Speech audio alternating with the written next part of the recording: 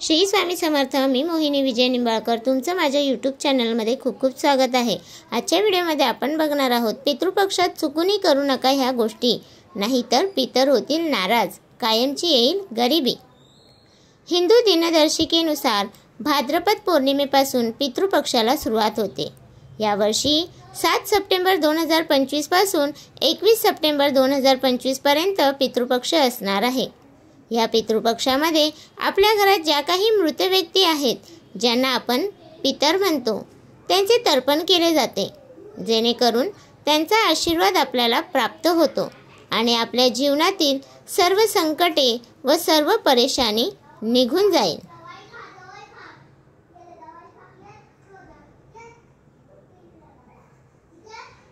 या पितृपक्षात त्यांना प्रसन्न करण्यासाठी त्यांच्या आवडीचे पदार्थ त्यांना खाऊ घातले जातात। तसेच अनेक उपाय देखील केले जातात। पण अशी काही कामे आहेत जी या पितृपक्षात अजिबात करू नये, ज्यामुळे पितर आपल्यावरती अप्रसन्न होतात व आपल्या कुंडलीतील देखील पितृदोष निर्माण होतो। म्हणून ही कामे आपण चुकूनही करू नयेत।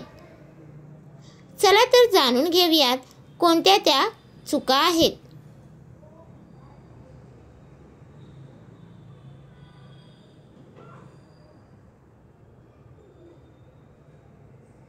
आपण या पितृपक्षाच्या काळात आपण काही गोष्टीचे भान ठेवले पाहिजे, जेणेकरून आपल्यावरती पितृ अप्रसन्न होणार नाहीत।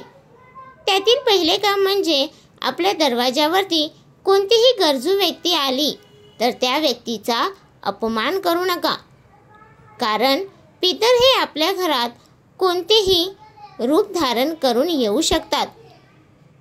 म्हणून प्रत्येकाचा आदर करा। कोणतेही पशु पक्ष्यांना त्रास देऊ नये। विशेष करून गायीचा अपमान करू नका। गायीला आपल्या हिंदू धर्मात मातेचे स्थान दिले आहे, म्हणून गायीचा अपमान चुकूनही करू नका।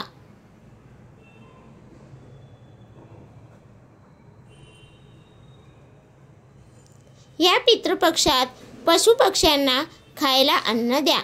त्याचबरोबर आपण ह्या महिन्यात मद्यपान तसेच मांसाहार टाळावा। त्याचबरोबर आपण या पितृपक्षात झाडांची छाटणी देखील करू नका। काही छोटी छोटी झाडे लावली असतील तर त्या झाडांची छाटणी किंवा कापणी या काळात करू नका, कारण यामुळे पितर नाराज होऊ शकतात। तसेच या पितृपक्षात नवीन कामाची सुरुवात करू नका, कारण ह्या काळात कोणतेही नवीन काम करणे निषिद्ध मानले आहे। म्हणून चुकूनही ह्या काळात कोणतीही नवीन वस्तू खरेदी करणे किंवा दुसरे काही महत्त्वाची कामे असतील तर ती आपण करू नयेत।